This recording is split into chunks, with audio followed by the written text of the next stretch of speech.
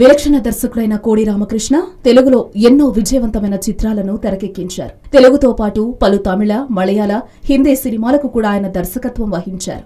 టాలీవుడ్లో అగ్ర హీరోలందరితోనూ సినిమాలు చేశారు.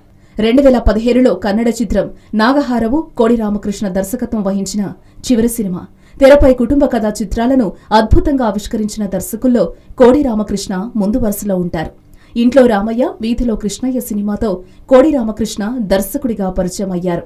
మధ్యతరగతి జీవితాలను, అందులోని ఒడిదుడుకులను కథావస్తువుగా ఎంచుకుని కోడి రామకృష్ణ సినిమాలను రూపొందించారు. తనదైన శైలిలో కథ చెప్పి ప్రేక్షకులను మెప్పించారు. దర్శకుడిగానే కాకుండా నటుడిగానూ రాణించారు. కెరియర్ ఆరంభంలో పలు పాత్రలు పోషించారు. సినిమా ఇండస్ట్రీలో దాదాపు 30 ఏళ్లుగా కెరియర్ని కొనసాగిస్తున్నారు. అయితే ఆయన గురువారం ఉదయం అనారోగ్యానికి గురి కావడంతో కుటుంబ సభ్యులు హుటాహుటిన గచ్చిబౌలిలోని ఏఐజీ ఆసుపత్రికి తరలించారు. కాగా నేడు చికిత్స పొందుతూ మరణించారు. దీంతో తెలుగు సినీ పరిశ్రమ ఒక్కసారిగా షాక్ గురైంది. హలో, మిమ్మల్నే యోయో టీవీ యాప్ డౌన్లోడ్ చేసుకున్నారా? ఇంకా లేదా? మీ యాప్ స్టోర్కి వెళ్ళి వెంటనే డౌన్లోడ్ చేసుకోండి.